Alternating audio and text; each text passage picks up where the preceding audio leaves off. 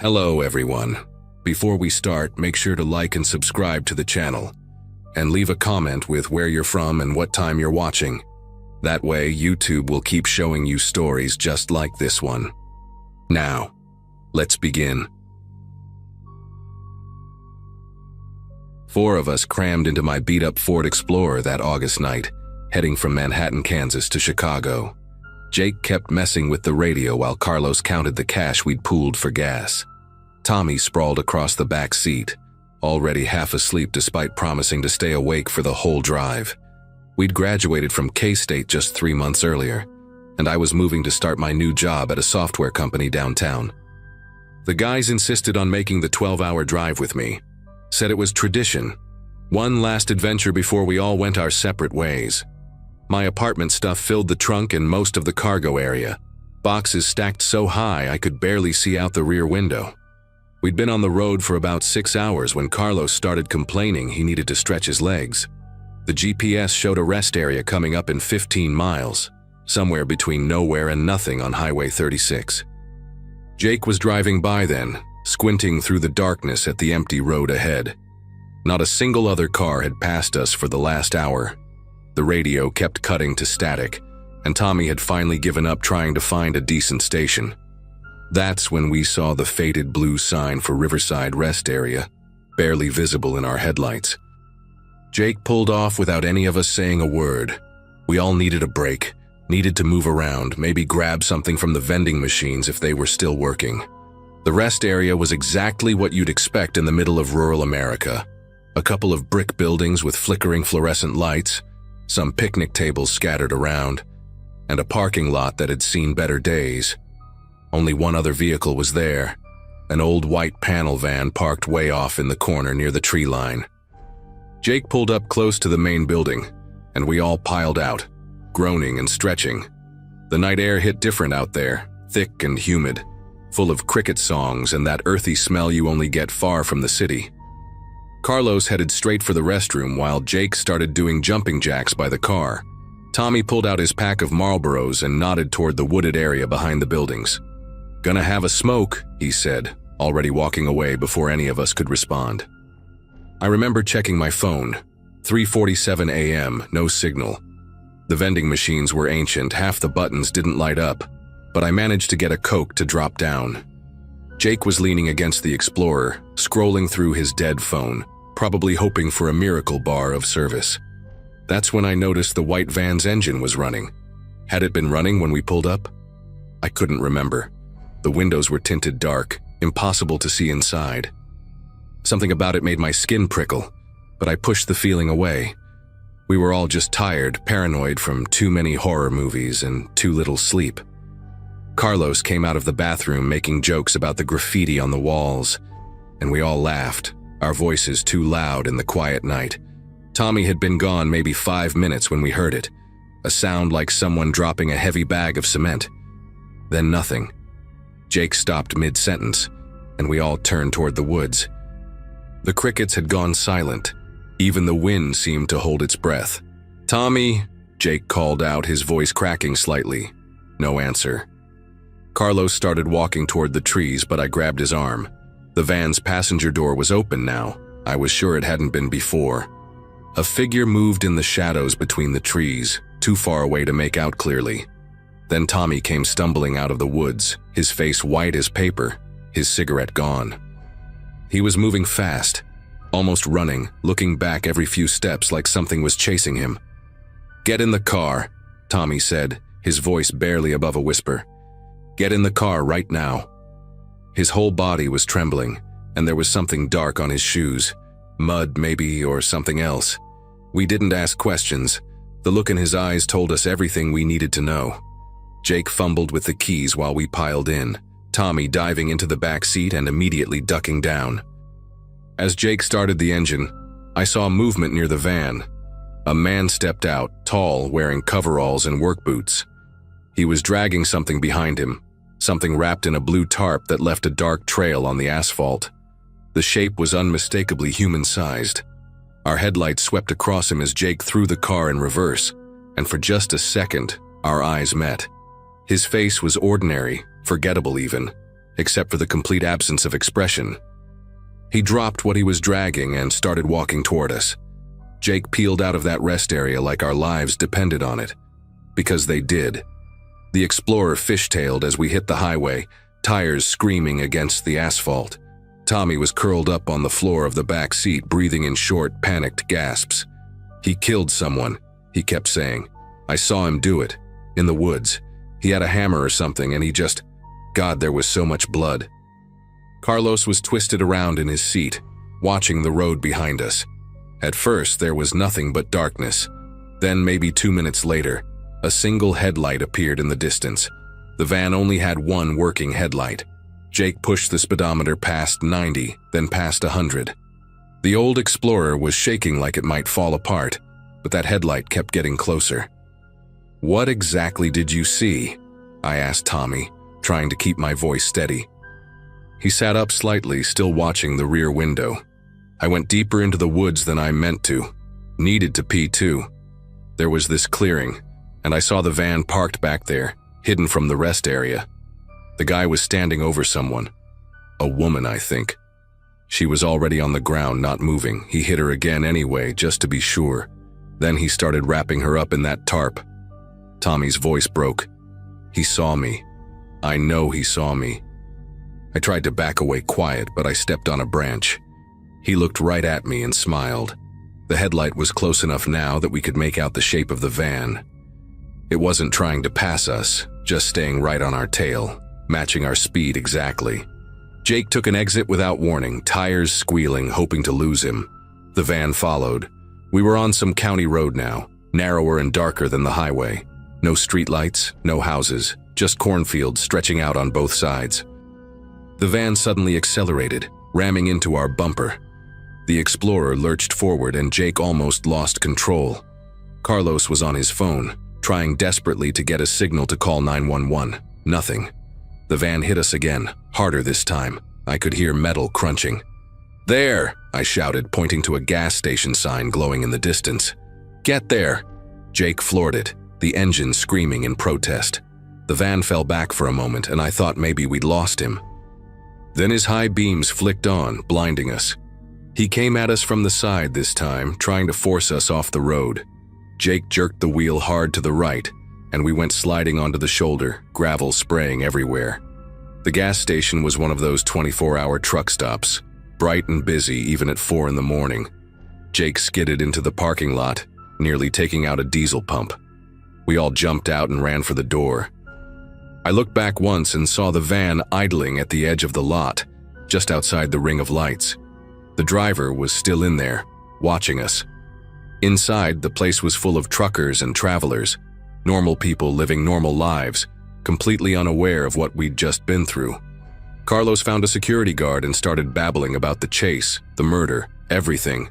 The guard looked skeptical until he saw our faces, 4 college kids absolutely terrified, covered in sweat, shaking. He radioed for the police while we huddled near the coffee machines. Through the window, I watched the van sit there for another minute, maybe 2. Then it slowly backed up and disappeared into the darkness. The cops showed up 20 minutes later. 2 state troopers who took our statements with the kind of patience that told me they'd heard stories like this before. They called in more units to check the rest area. We sat in that truck stop for 3 hours, drinking coffee and jumping every time someone walked through the door. Around 7 in the morning, one of the troopers came back to update us. They'd found the scene Tommy described. Blood in the clearing, drag marks, tire tracks from the van. But no body, no van, no driver. They put out an APB and told us we'd need to come to the station later to look at photos, maybe work with a sketch artist. The Explorer's bumper was crushed. The paint scraped all along the driver's side. Evidence that it had really happened, that we weren't just 4 kids with overactive imaginations. We made it to Chicago eventually, after giving official statements and getting the car checked out. The police called a few times over the next weeks with updates. They'd found similar crime scenes at other rest areas, going back years. Same MO, same type of van spotted nearby. They never caught him. Tommy moved back home to Nebraska after that, said he couldn't handle being away from family. Jake still won't drive at night. Carlos became obsessed with true crime podcasts, trying to find similar cases. And me? I still live in Chicago, still have that job at the tech company, but I've never taken that route again. Sometimes I check the news for stories about rest area murders, wondering if he's still out there. The detective assigned to our case retired last year, but she called me before she left. Said ours was one of the lucky ones, the ones who got away. She also said something that still keeps me up at night. They'd found 12 bodies over the years, all young women, all killed the same way Tommy had described. We'd interrupted him that night. If we hadn't shown up when we did, there would have been 13.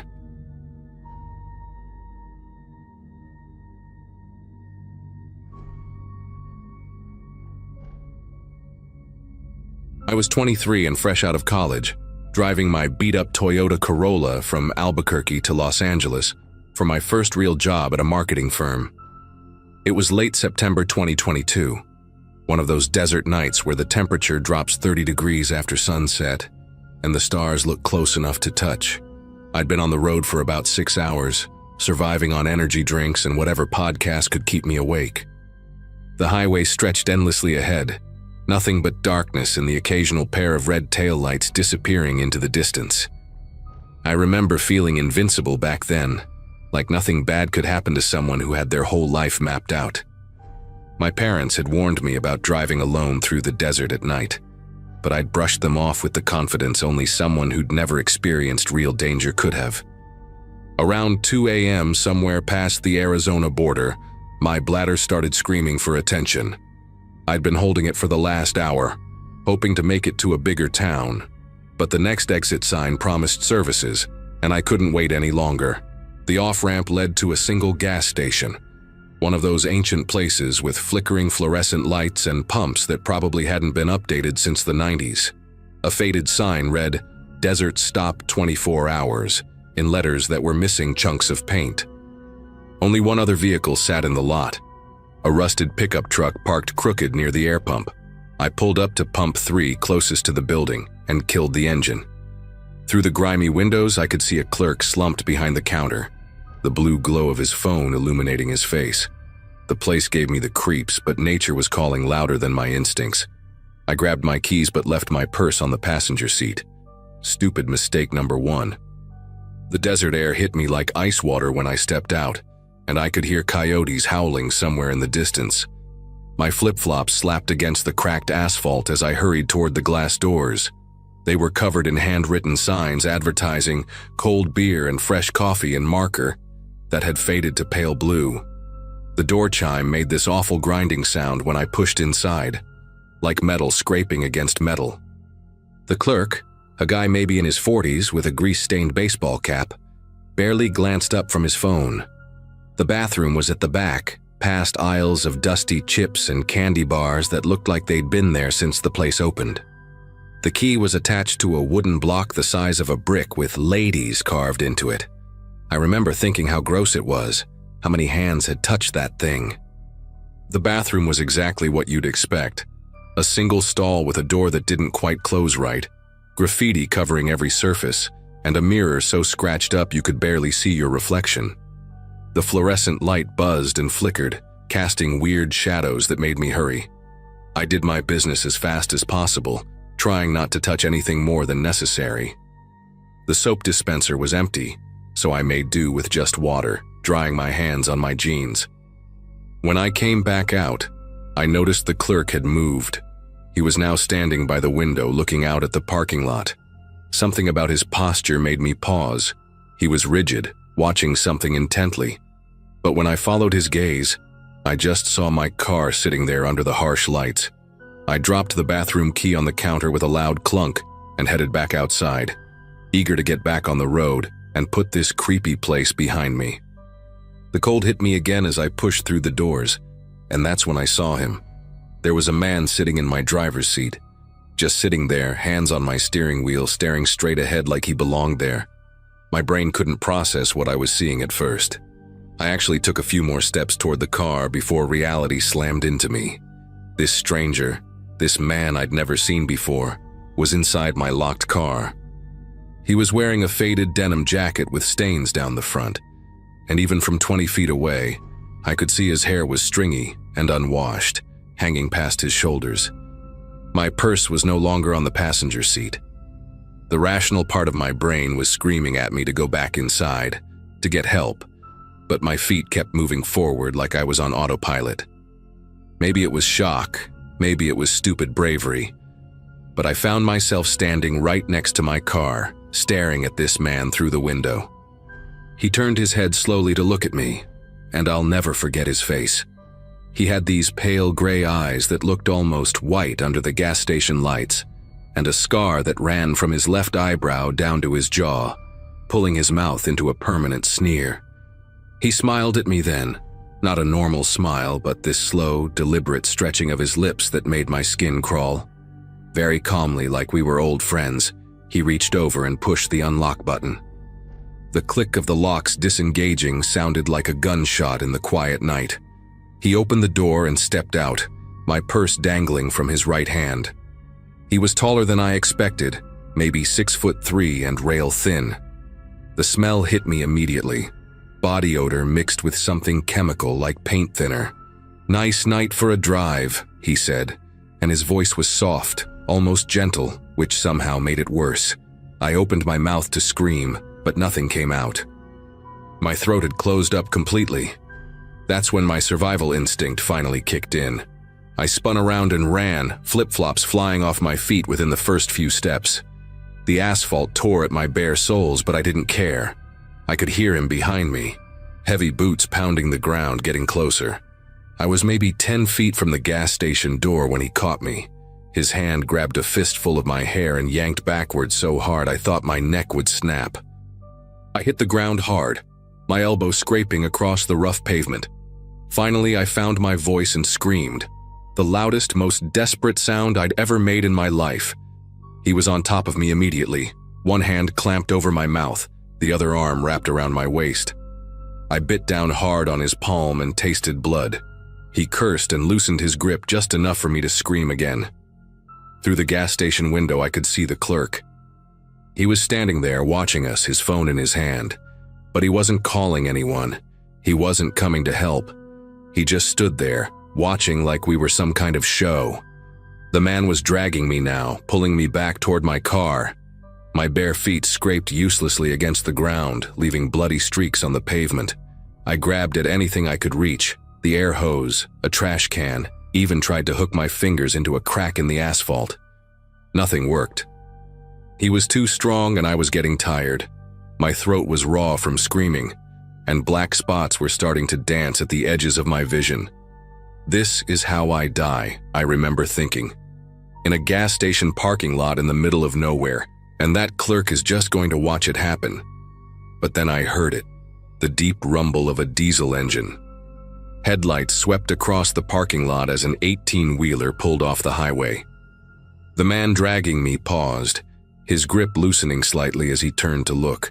The truck's air brakes hissed as it rolled to a stop, and the driver's door flew open before the vehicle had even fully stopped.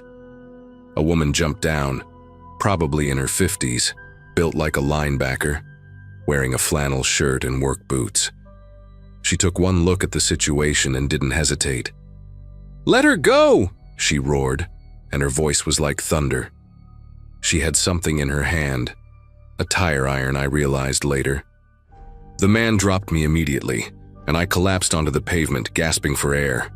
He looked between me and the trucker, calculating his odds. She was already moving toward us, that tire iron gripped like a baseball bat. I said, "Let her go, and get the hell out of here before I cave your skull in," she growled.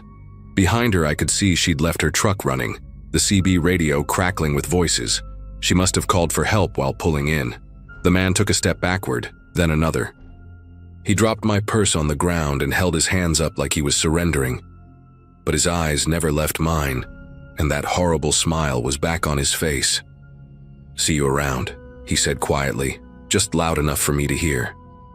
Then he turned and ran, disappearing into the darkness beyond the gas station lights. The trucker didn't chase him. Instead, she knelt beside me, her rough hands surprisingly gentle as she helped me sit up. "You okay, honey?" "Did he hurt you bad?" she asked, her voice completely different now, soft and maternal. I couldn't speak yet, just shook my head and pointed at my throat. She understood immediately. "Don't try to talk. Let's get you inside and call the real cops. That useless piece of trash in there." She jerked her head toward the clerk, who had finally come outside but was keeping his distance. "Obviously ain't gonna be any help." She helped me to my feet and I nearly collapsed again when I tried to put weight on my torn-up soles. Without hesitation, she scooped me up like I weighed nothing and carried me to her truck. She set me on the passenger seat and grabbed a first aid kit from behind the seat. While she cleaned my feet and wrapped them in gauze, she kept up a steady stream of conversation, telling me her name was Brenda, that she'd been driving trucks for 30 years, and that she'd seen enough to know when something bad was happening. "That man," she said, pulling out her cell phone. "I've seen him before. About 2 weeks ago at a rest stop near Flagstaff. He was hanging around the women's bathroom and security ran him off." She dialed 911 and put it on speaker so I could hear. The police arrived within 20 minutes. Apparently there was a state trooper who'd been patrolling just a few miles away. By then I'd found my voice again, though it came out as a hoarse whisper. I gave my statement right there in Brenda's truck while she held my hand. The trooper, Officer Fitzgerald, was young but thorough. He took photos of my injuries, the blood on the pavement, and got the security footage from the gas station. The clerk tried to slink away, but Officer Fitzgerald wasn't having it. Turns out the clerk had seen the whole thing from the beginning, watched the man jimmy my car door open with some kind of tool, saw him go through my things and didn't do a damn thing about it.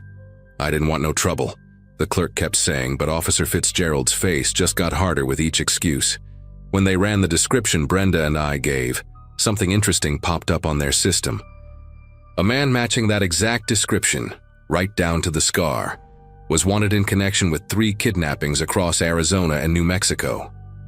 His name was Robert Henley, and he'd been targeting young women traveling alone, always at isolated gas stations or rest stops. The part that still gives me nightmares is what they found when they searched the area.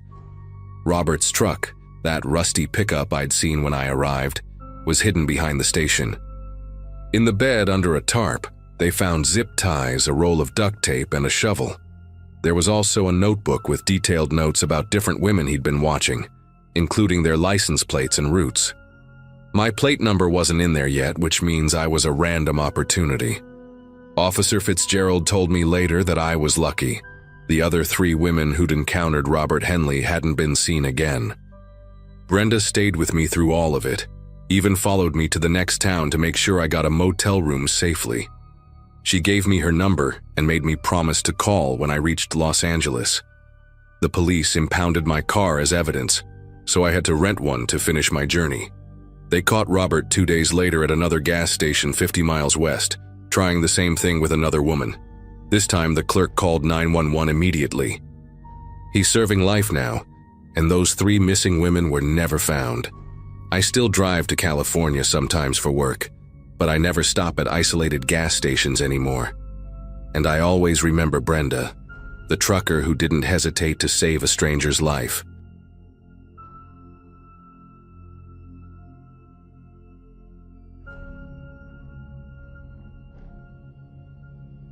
Growing up in a small Utah town, I always thought the worst thing about driving at night was hitting a deer.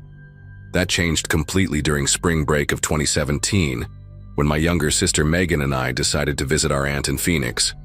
I was 23 then, working as a dental hygienist in Salt Lake City, and Megan had just turned 21, finishing her nursing degree at BYU. We'd made this drive dozens of times before, usually leaving after my Friday shift to beat the weekend traffic. That particular night, we left around 8:30, planning to reach Phoenix by 3 in the morning. The weather was clear, the roads were empty, and we had a cooler full of Red Bulls and those gas station taquitos Megan loved so much. We were somewhere past Cedar City, probably 2 hours into the drive, when I first noticed the headlights in my rearview mirror.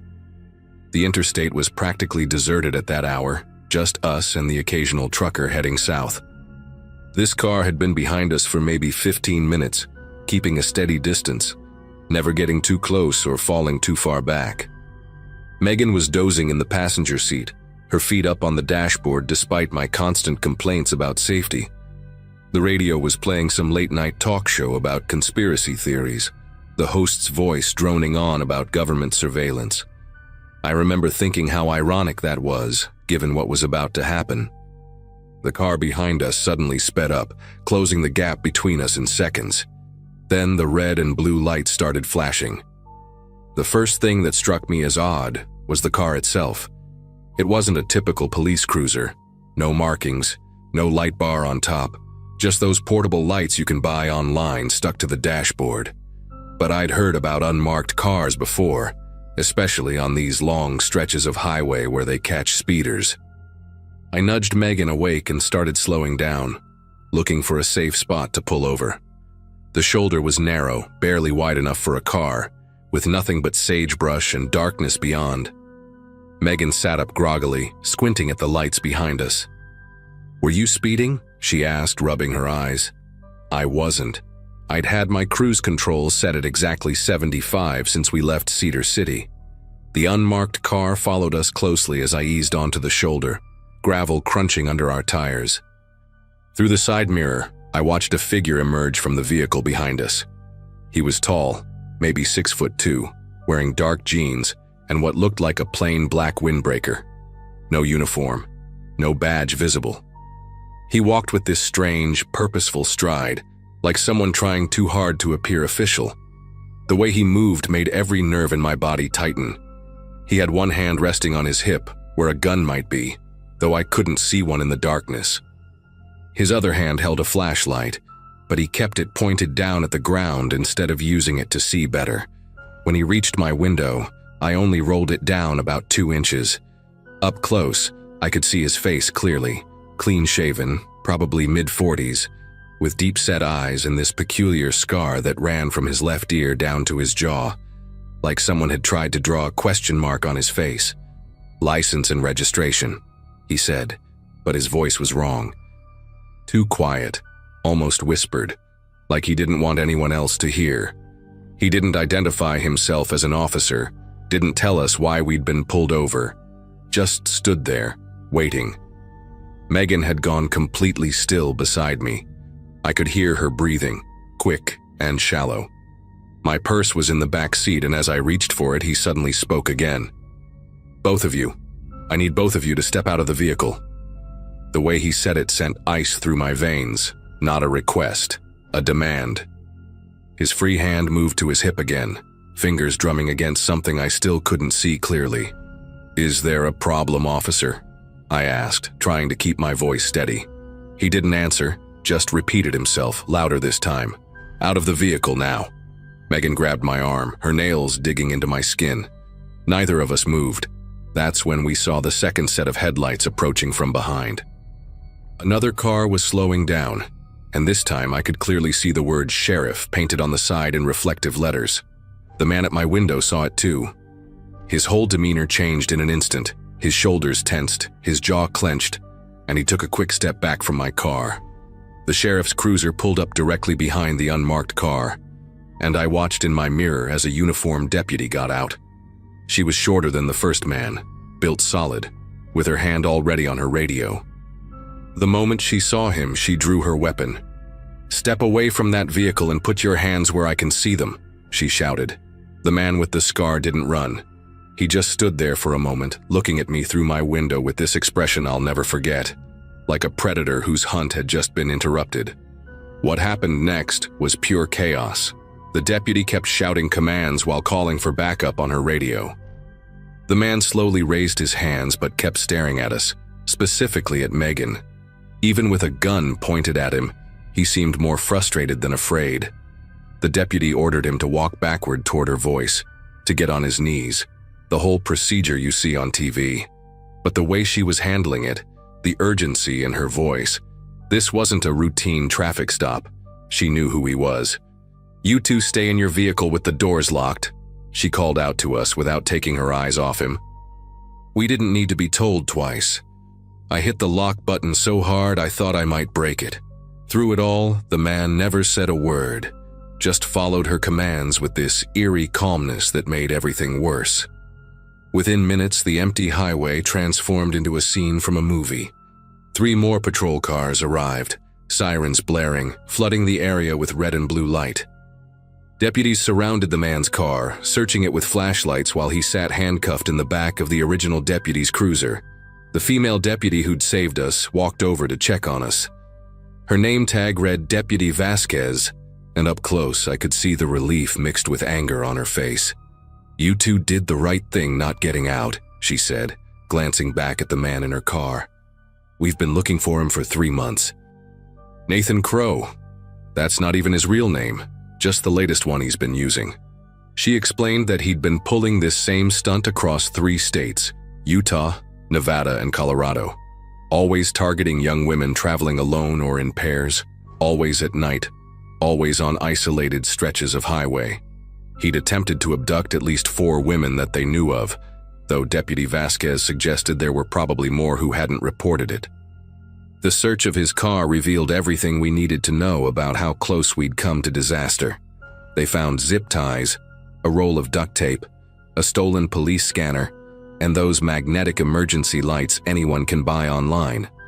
In his glove compartment, they discovered multiple fake IDs with different names but all featuring his scarred face. There was also a notebook filled with license plate numbers, descriptions of vehicles, and notes about potential stops. Deputy Vasquez wouldn't let us see it, but her expression told us enough.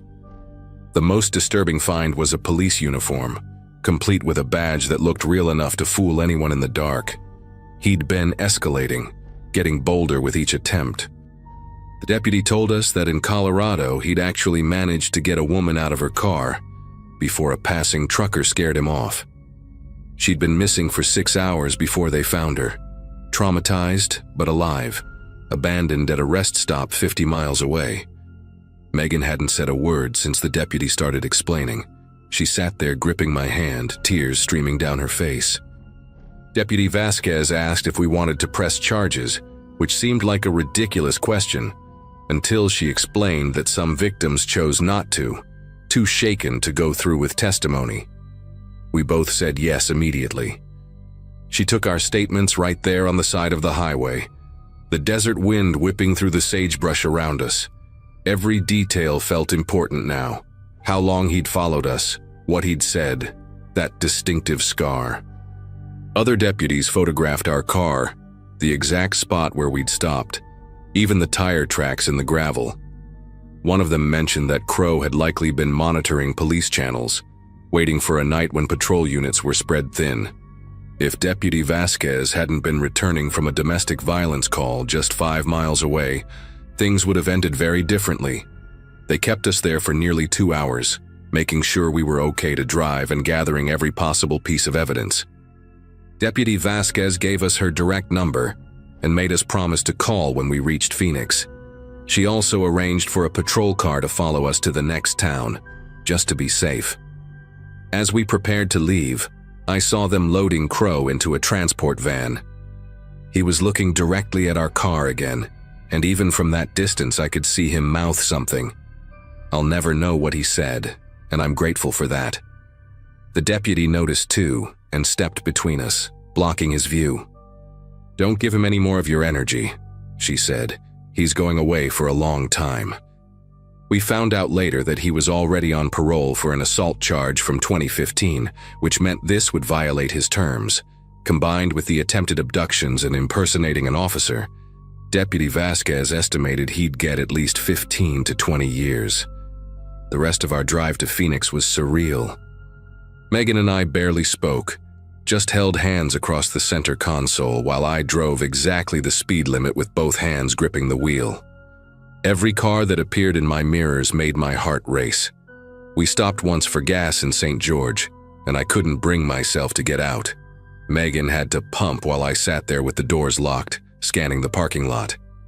We made it to our aunt's house just as the sun was rising, exhausted and shaken, but safe. The next few months were rough. I had nightmares about that scar, about being pulled over on dark roads. Megan switched to day shifts at the hospital after graduating, unable to drive at night anymore. We both testified at his trial 6 months later, along with 3 other women he targeted. He was convicted on all counts and received 18 years. The prosecutor said our case was the strongest because we'd stayed in the car and Deputy Vasquez had caught him in the act. These days, I still make that drive to Phoenix sometimes, but never at night, and I always tell people, if something feels wrong during a traffic stop, trust your gut. Real officers won't mind if you call 911 to verify. That hesitation, that locked door, those 2 inches of rolled down window, they saved our lives that night.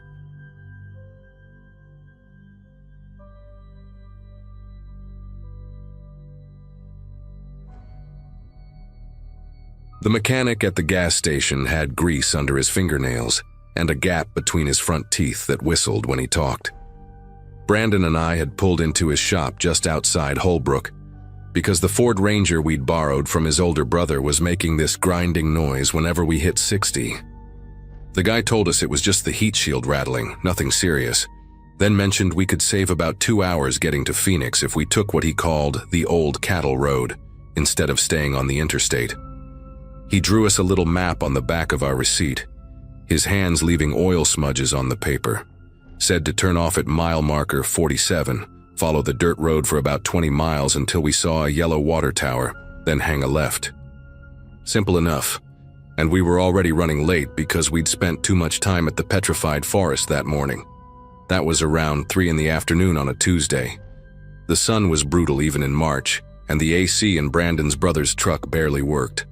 We had our windows down, music cranked up, just 2 20-year-olds from Michigan thinking we were having the adventure of our lives. Brandon kept doing this thing where he'd stick his hand out the window and let it surf the wind while I drove, occasionally pointing out weird rock formations or abandoned buildings we passed. We'd been roommates since freshman year, bonded over late-night FIFA tournaments and our shared hatred of our calculus professor. This trip was supposed to be our last real break before we had to start thinking about internships and real life. Neither of us had any idea that by sunset, we'd be wondering if we'd ever make it home at all. Mile marker 47 came up faster than expected. The turnoff was barely visible, just a gap in the guardrail with a dirt road stretching into the desert. No signs, nothing. Brandon double-checked the receipt map while I slowed down, and we could still see the mechanic's pencil marks showing this was the right spot. The road started out decent enough, hard-packed dirt with the occasional pothole. We passed a few abandoned structures in the first couple miles. An old gas pump standing alone like a metal skeleton. A collapsed wooden shack with a door hanging from one hinge. Brandon was taking pictures with his phone, saying his Instagram followers back home would eat this stuff up. The landscape was different from anything we'd seen in Michigan, all red rocks and scraggly bushes, with these tall cacti that looked like they were waving at us. About 10 miles in, things started getting weird. The road narrowed and got rougher, forcing me to slow to maybe 15 miles an hour.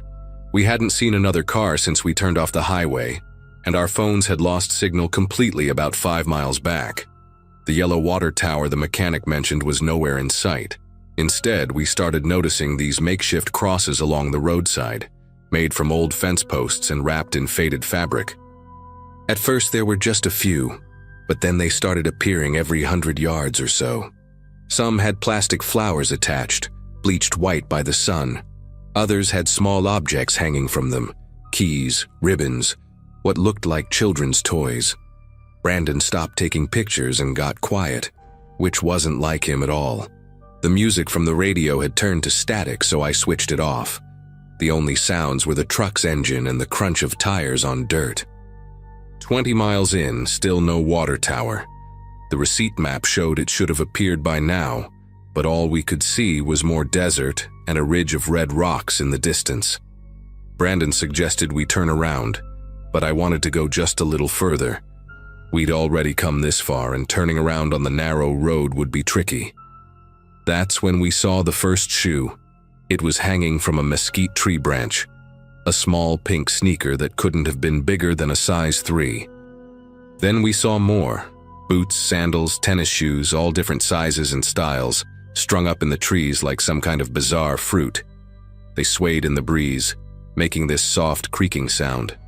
Some were sun-bleached and falling apart, others looked almost new. There must have been hundreds of them spread across maybe a dozen trees. Brandon grabbed my arm and told me to stop the truck. His voice was different, higher than normal. We sat there for a minute, engine idling, just staring at those shoes spinning slowly in the wind. The farmstead appeared around the next bend like something out of a nightmare. The main house was partially collapsed, its roof caved in on one side, windows nothing but dark holes. But it was the barn that made us both stop breathing for a second. The whole structure was covered in what looked like doll parts, arms, legs, heads, all nailed to the weathered wood in no particular pattern. In front of the barn, someone had arranged dozens of baby carriages in a perfect circle, all facing inward. The carriages were different ages and styles, from modern strollers to old-fashioned prams with big wheels. Wind chimes made from bones, or what looked like bones, hung from every available surface, creating this constant, hollow, clacking sound. The driveway was blocked by an old school bus with no wheels, its yellow paint peeling off in sheets. Someone had painted words across its side in red, Matthew 19:14. Brandon was breathing fast now, almost hyperventilating. I put the truck in reverse, ready to get us out of there, but the road was too narrow to turn around quickly. That's when I saw him in the barn's loft window. Just a silhouette at first, but definitely a person, standing perfectly still and watching us. He wasn't moving at all, not even to breathe it seemed, just standing there like a scarecrow.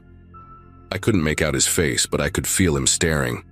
Brandon saw him too, and let out this sound I'd never heard him make before, somewhere between a gasp and a whimper. I started backing up faster, not caring about staying on the road anymore, just wanting to get distance between us and that place. The truck's tires spun in the loose dirt, kicking up dust clouds. Through the settling dust, I could see the figure in the window hadn't moved an inch. But now there was movement near the house. A door I hadn't noticed before was slowly opening. The hinges must have been rusted because they made this long, grinding screech that carried across the desert air. Someone was coming out, but they moved in this strange, jerky way like they were having trouble walking. The sound of an engine behind us made my whole body go rigid. In the rearview mirror, I could see a pickup truck had pulled across the road about 50 yards back, blocking our only exit. It was an old Chevy, primer gray with mismatched doors, and it had just appeared out of nowhere. We hadn't heard it coming at all. Two men got out, and even from that distance I could see they were both carrying something. Brandon was saying, "Go, go, go," over and over, his voice cracking. I gunned it forward, tires spinning, trying to find space to turn around between the school bus and a cluster of rusted farm equipment. The person from the house was getting closer, and now I could see it was a woman in a long, dirty dress. She was dragging something behind her that left a trail in the dirt. The men from the truck were walking toward us too, not running, just walking with this horrible confidence like they knew we had nowhere to go. One of them was wearing what looked like a butcher's apron, stained dark across the front. I finally found a gap between the bus and an old tractor, barely wide enough for the Ranger. I cranked the wheel hard and floored it, the truck's side mirror scraping against the bus with a horrible shriek. We bounced over something, I don't know what, and suddenly we were past the farmstead, tearing down a side path I hadn't seen before. It was even narrower than the main road, barely more than 2 tire tracks through the brush. Brandon was turned around in his seat, watching behind us. He said they were following, both vehicles now, and they knew the terrain better than us. The path twisted through a grove of dead trees, their white trunks like bones sticking out of the ground. I was driving way too fast for the conditions, the truck sliding around corners, bottoming out on rocks. But I couldn't slow down. In the mirror, I could see the gray Chevy keeping pace easily, and behind it another vehicle, maybe the one the woman had come from. The speedometer was bouncing between 40 and 50, which felt like 100 on that surface. The path suddenly opened up onto another dirt road, wider and better maintained. I didn't know which way to go, so I just turned right and prayed it led back to the highway. Brandon was trying his phone again, holding it up high, desperate for even 1 bar of signal. Nothing. The sun was getting lower, maybe an hour from sunset. and the shadows were stretching across the road like dark fingers. I could see dust clouds in the mirror. They were still coming. That's when Brandon noticed the bullet hole in the tailgate. Fresh from the size of it, probably made while we were fleeing. Neither of us had heard a shot.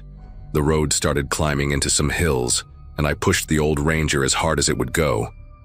The engine was making unhappy noises, the temperature gauge creeping toward the red. We came around a sharp curve and almost crashed head-on into a sheriff's deputy car coming the other way. I slammed on the brakes, and we ended up sideways across the road. The deputy got out, hand on his weapon, and that's when I realized how we must have looked. Covered in dust, obviously terrified, driving like maniacs. Brandon was out of the truck before it even stopped moving, stumbling toward the deputy, trying to explain about the farmstead and the people chasing us. His words were coming out all jumbled. The deputy, his nameplate said Officer Briggs, held up a hand to calm him down, then looked past us down the road we'd just come from. No dust clouds, no vehicles, just empty road disappearing into the desert. He walked around our truck, stopped at the bullet hole, ran his finger along its edge. Then he asked us to slow down and start from the beginning. I told him about the mechanic, the shortcut, everything we'd seen.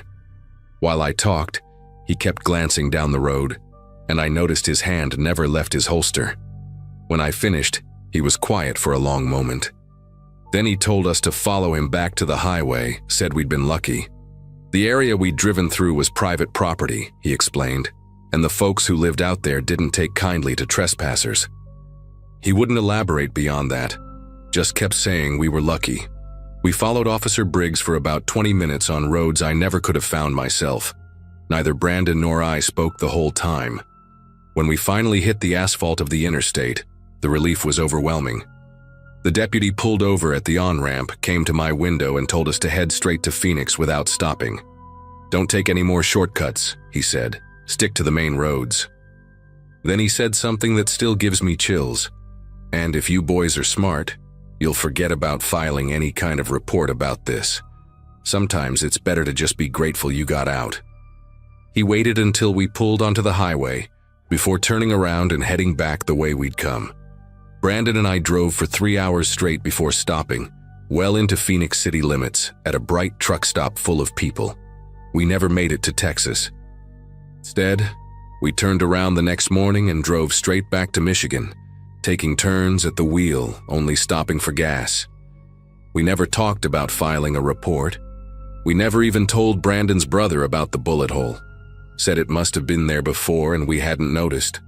But sometimes, late at night, I'll search online for that area, trying to find any mention of the farmstead or the crosses or those shoes in the trees. I never find anything. It's like that place doesn't exist. Maybe that's for the best. All I know is that mechanic knew exactly where he was sending us, and we weren't the first ones he'd sent down that road. I'm sure of that.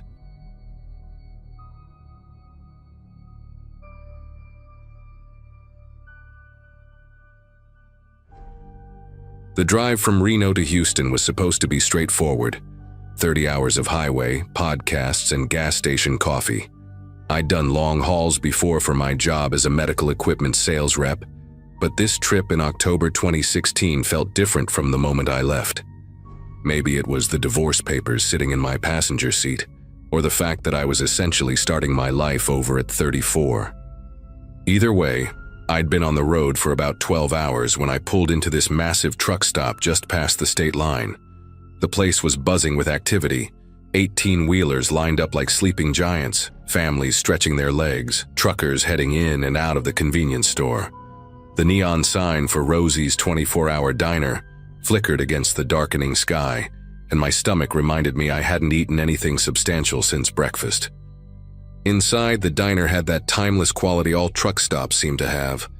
Red vinyl booths, checkered floors, and the smell of bacon grease that probably hadn't changed since the 70s. I grabbed a booth near the window where I could keep an eye on my car. The waitress who came over had bleached blonde hair piled high and a name tag that read, Darlene. She couldn't have been more than 22, with these distinctive green eyes that reminded me of sea glass. She took my order, chicken fried steak and coffee, with a genuine smile that made me think she actually enjoyed her job. That's when I noticed the man sitting at the counter. He was maybe 45, wearing a faded denim jacket over a plain white t-shirt, completely unremarkable except for how intensely he was watching Darlene work. Not in a casual, appreciative way, but tracking her movements like a cat watches a bird through a window. Halfway through my meal, the man got up and moved to the booth directly behind mine. I heard the vinyl squeak as he settled in, and suddenly the back of my neck prickled with awareness. He ordered pie and milk. I remember thinking what an odd combination that was for dinner. Then he started talking to me through the gap between our booths. Long drive ahead? His voice was pleasant enough, sort of raspy like he'd been a smoker.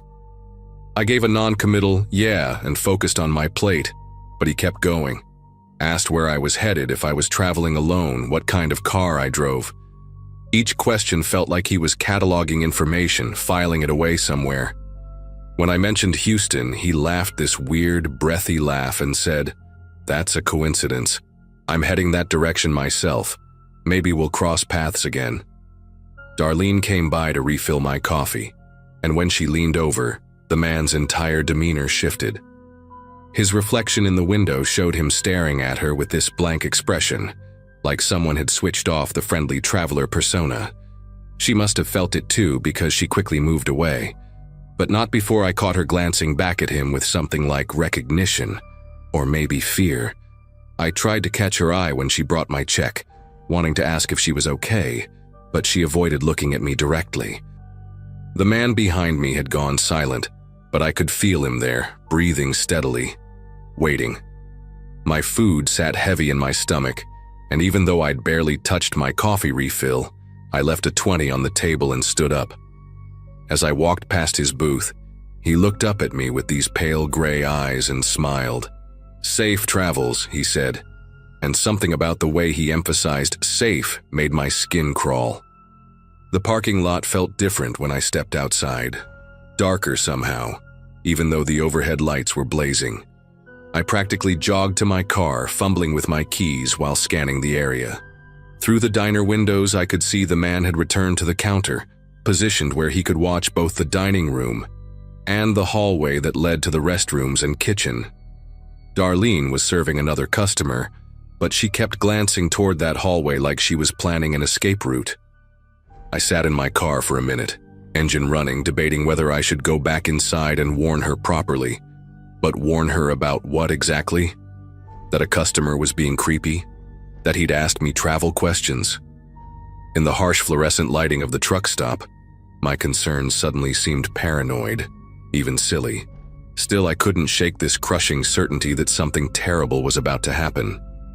I drove for another 2 hours before stopping at a motel in Amarillo, my mind replaying every detail of that encounter. The way he'd moved to sit behind me, those calculating gray eyes, how Darlene had flinched when he'd looked at her. I barely slept that night, checking the locks 3 times and wedging a chair under the doorknob. The next morning, I was getting continental breakfast in the motel lobby when the news came on the mounted TV. The reporter was standing in front of a familiar building, Rosie's 24-hour diner. My plastic spoon clattered onto the table as I heard her words. 22-year-old waitress found dead in the employee restroom. Suspected homicide. Security footage shows a male customer following the victim. They showed a blurry still image from the security camera, and even though it was grainy, I recognized the denim jacket, the white t-shirt, that predatory posture I'd observed just hours before. The news report said her name was Darlene Foster, and she'd been working at Rosie's for only 3 months, saving money for nursing school. They found her body at 11:47 p.m., less than an hour after I'd left. The medical examiner later determined she'd been strangled with her own apron strings in the employee restroom. What made my whole body go numb was the timeline. Security footage showed the man following her down that back hallway at 11:21 p.m., just 15 minutes after I'd walked out to my car. If I'd stayed to finish my coffee, if I'd lingered to leave a better tip, if I'd done anything differently, I might have been there. Maybe I could have prevented it, or maybe I would have become another victim. The other motel guests were chatting about their travel plans, completely oblivious to my internal spiral, while the reporter droned on about how police were seeking a person of interest driving a dark-colored pickup truck. I called the tip line from my motel room, my voice shaking as I described everything I remembered about the man. The detective who called me back, a woman named Judith Brennan, took my statement with a patience that somehow made everything feel more real. She asked detailed questions. Did he have any scars, tattoos, unusual mannerisms? Did he mention where he was going specifically? Did I notice what he was driving?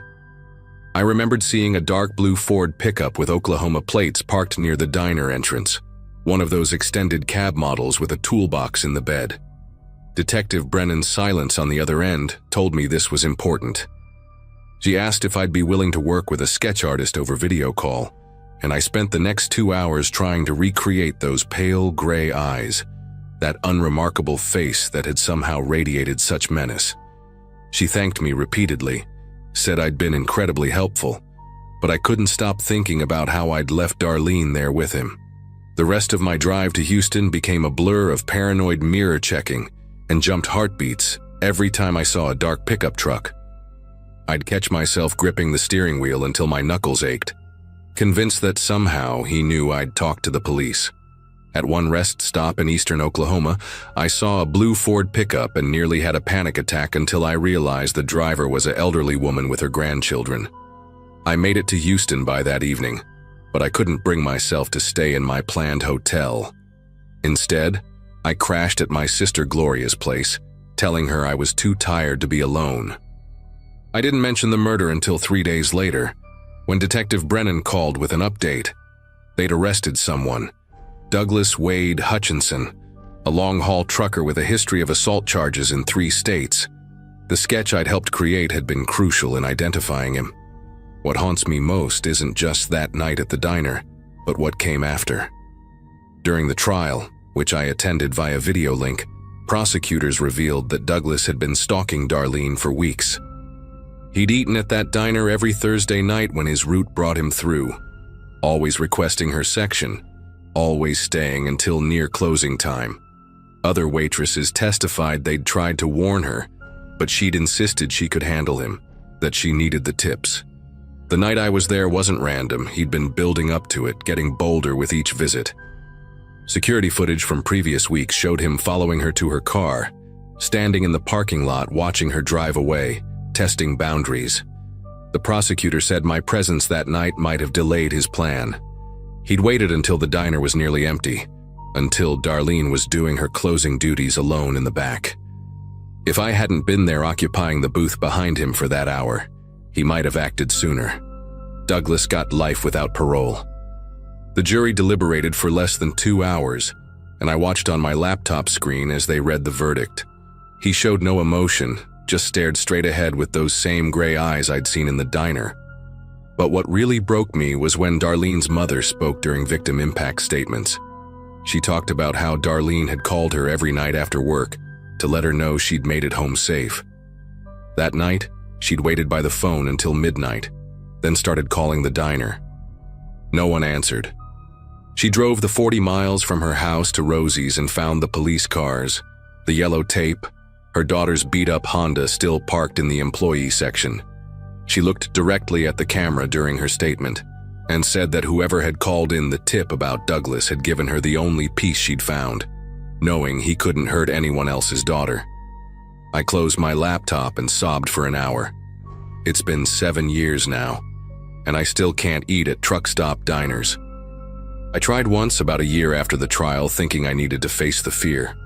But the moment I sat down and the waitress approached with her notepad, I was back in that booth at Rosie's, feeling him breathing behind me, watching those gray eyes track Darlene's movements. I left before ordering. Sometimes I Google Darlene Foster, looking at the few photos that exist online. Her high school graduation picture, a snapshot from the diner's Facebook page where she's laughing with her co-workers. She would have been 29 now, probably finished with nursing school, maybe married with kids. I think about the 37 minutes between when I left and when he followed her to that restroom. I know logically that staying wouldn't have changed anything. He'd been planning this for weeks. He would have found another opportunity.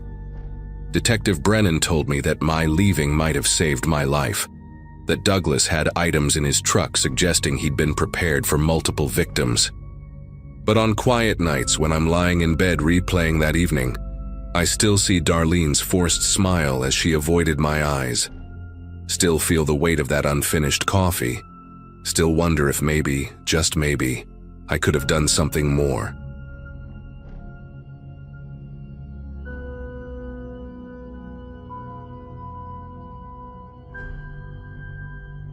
We were on the 4th day of a long-haul road trip that had been in the works since spring. I was 19, fresh out of community college, and all I wanted was to see the Pacific. It was me, my friend Dion, who drove a dented teal Aerostar van his uncle gave him, his cousin Riley, and Riley's roommate Lenny. None of us had ever been west of Tennessee. We packed light, split the gas, and took turns behind the wheel, sleeping in shifts and living mostly off vending machines and dollar menu burgers. Felt like freedom, in a grimy, caffeine-fueled kind of way. That morning, we'd left a tired little motel just off the interstate in southern New Mexico. Riley had woken up first and was already outside smoking by the time I stepped out. The place was half boarded up and backed into a dusty service road with nothing but a gas station and an old train depot nearby.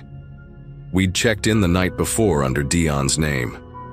$28 split 4 ways. I remember the front desk guy had a limp and wore a button-up shirt 2 sizes too big, and when he handed over the key he said, "Lock both bolts. Kids like you don't usually stop here." We thought he was just trying to be edgy. In the daylight, the place looked worse. The Coke machine out front had a bullet hole through the plexiglass. There was a pile of broken hubcaps in the weeds by the dumpster. Still, we were all in decent spirits. I took a photo of the guys leaning against the van before we left. That picture's been in every article since. We pulled out around 10:30 a.m., planning to hit the highway west toward El Paso, then cross into Arizona by evening. The weather was hot, sharp sun bouncing off the dashboard, making it hard to read the map. Riley was riding shotgun, tracing our route with his finger. Somewhere along the way, maybe 40 minutes into the drive, we stopped at a small diner off a frontage road. It was the kind of place where the sign buzzed and the waitress called everyone sweetheart. I remember ordering coffee and a greasy ham sandwich that came on toast soaked through with butter. We weren't there more than half an hour. While we ate, Lenny said he saw a guy hanging around the parking lot, leaning against a rust-colored pickup looking at the van. Said the guy kept staring at the license plate. None of us thought much of it at the time. I figured he was just one of those people who thought any out-of-state plates meant tourists with cash. The guy never came inside, never talked to us. He was gone by the time we left. I only remember he had this weird kind of stillness to him, like he was posing for something. Later we joked about it, called him the New Mexico Plate Inspector. Then we drove on, cutting through miles of flat land and scrub. I remember Riley playing with the radio, trying to get a station that wasn't static. Somewhere past noon I must have dozed off.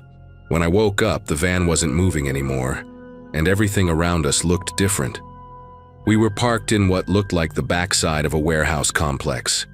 Just rows of corrugated metal buildings and empty loading docks. No signs, no people.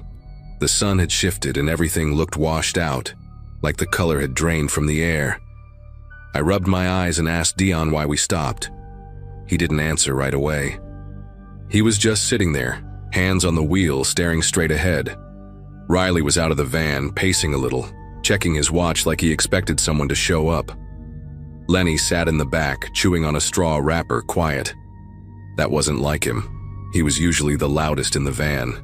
I asked again what was going on. Dion finally said, "We're waiting for something." But he wouldn't say what.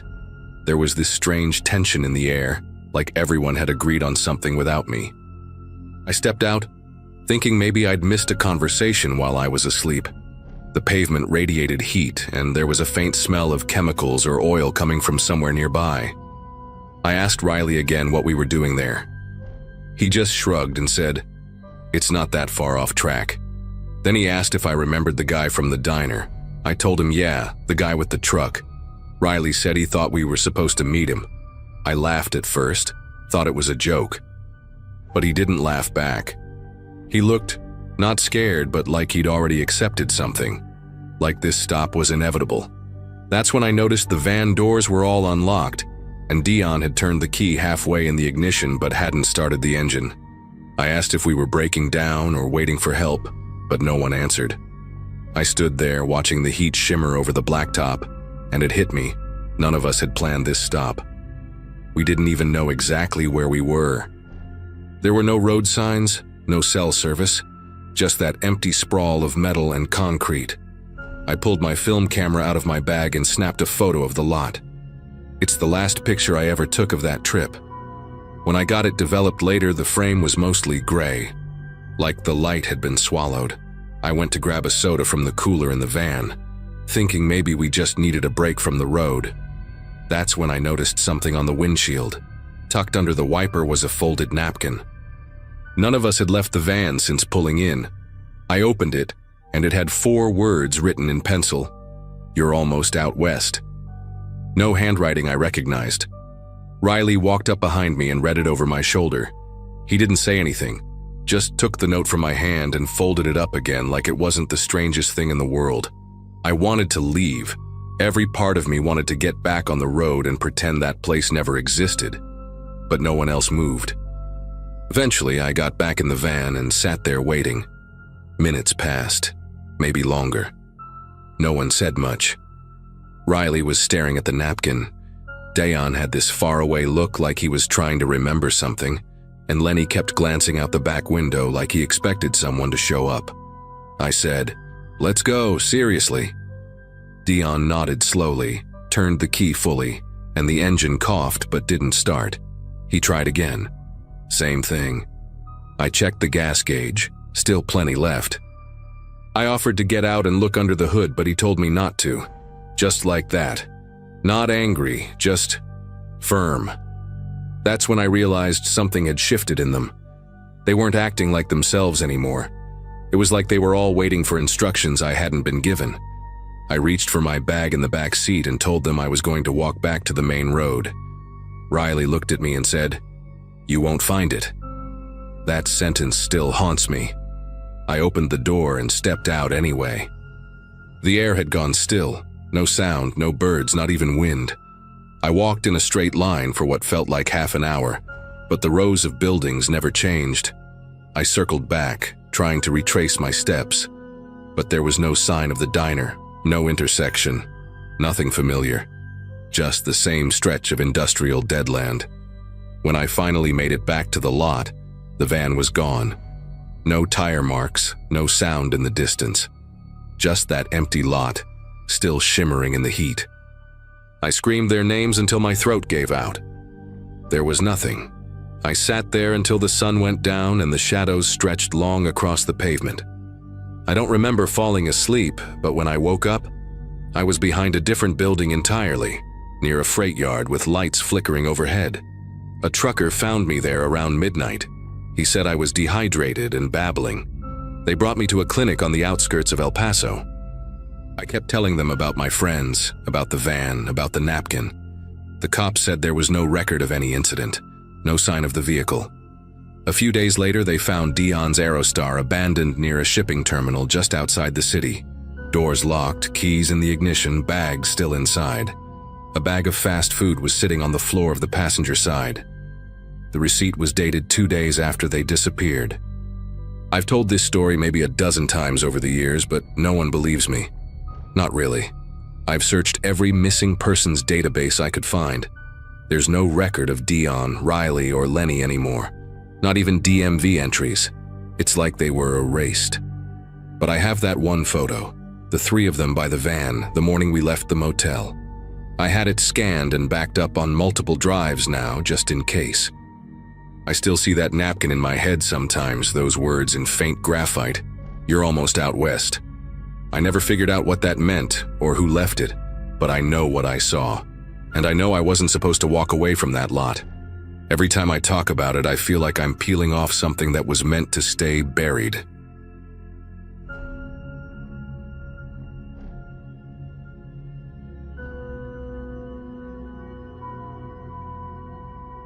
I used to think people who dropped everything to find themselves were just running from life.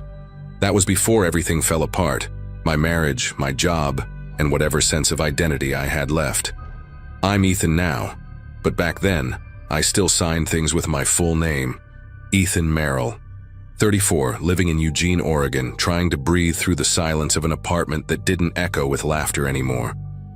After the divorce was finalized, I packed up some clothes, a few journals, my camera, and a cooler full of protein bars and gas station coffee. I didn't have a plan, just a vague idea of heading southeast, maybe ending up in Texas. That stretch of road between states felt like the only honest thing in my life. The first few days were surprisingly calming.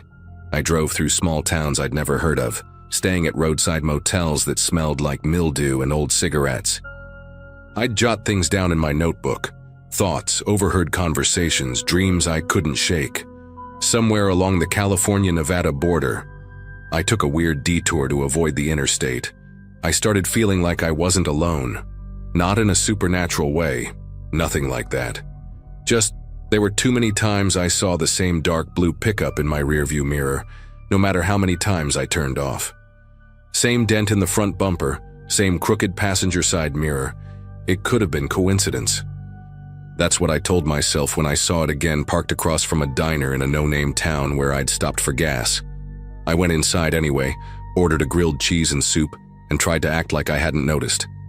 The waitress was the chatty kind, asked where I was headed, what I did for work, all that. I kept my answers vague, but when I stepped out to leave, the truck was gone. No engine sound, no taillights, just vanished.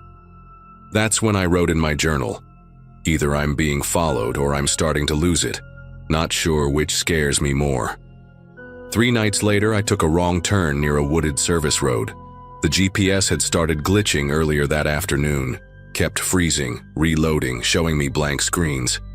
I figured I could loop back to the highway eventually, but the road just kept narrowing, trees closing in like a funnel. It had rained the day before, and the dirt was slick, more like mud now.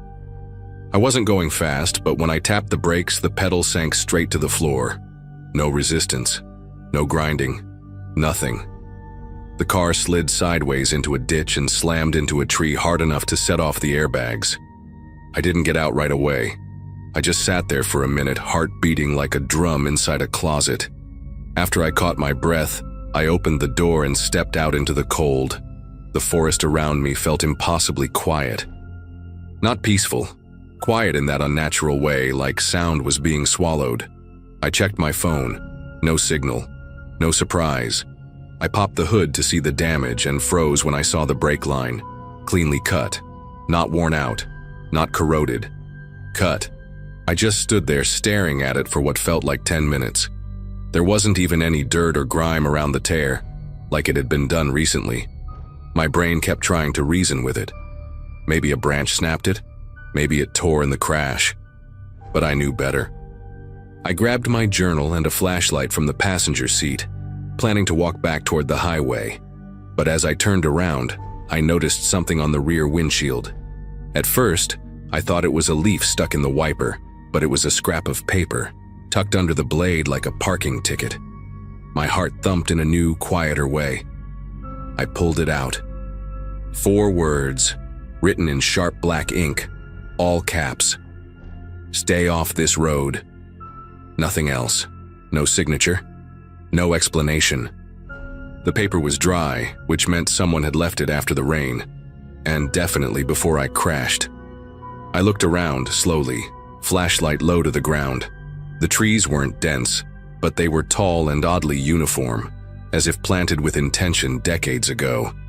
My car was completely hidden from the road now, not that it mattered. I hadn't seen another vehicle in over an hour. I started walking, journal clutched against my chest, scanning the roadside for any sign of a mile marker, a post, anything familiar. But everything looked the same. After about 20 minutes, I heard it. Footsteps behind me, slow, careful. matching my pace, then pausing when I stopped.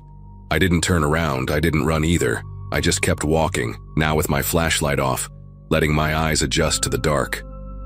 If someone was following me, I figured it was better they couldn't see exactly where I was. But the worst part wasn't the footsteps.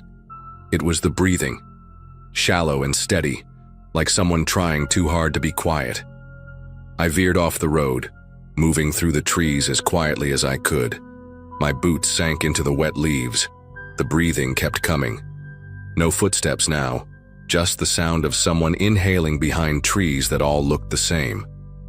I ducked behind a fallen trunk and waited, barely even blinking. Eventually, the breathing stopped.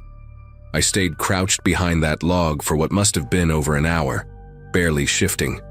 No footsteps, no voices, just the occasional rustle of leaves and the distant creak of branches. When I finally moved, it was only because my legs had gone numb and the cold was sinking into my bones. I retraced my steps as best I could and finally saw headlights, 2 sets, bouncing down the service road. A tow truck and a county sheriff's SUV. I thought I was saved. I really did. But when I waved them down, the deputy stepped out and looked at me like I was trespassing, like I was the problem. They towed my car out and questioned me for 2 hours on the side of the road. I told them about the brake line, the note, the breathing, everything. The deputy nodded along, expression blank, and finally said, "We'll file it, sir. This area sees a lot of hunters. Probably just some prank." I asked if they found any tracks or cameras nearby, but they brushed me off. Said I was lucky to walk away from the crash. I asked for the note back. They said they never saw any note, but I know I left it on the seat before I started walking. I tucked it under my journal so it wouldn't blow away. They acted like it never existed. I caught a ride to a bus station in the next town. Haven't driven since. Gave up the idea of finding myself out there.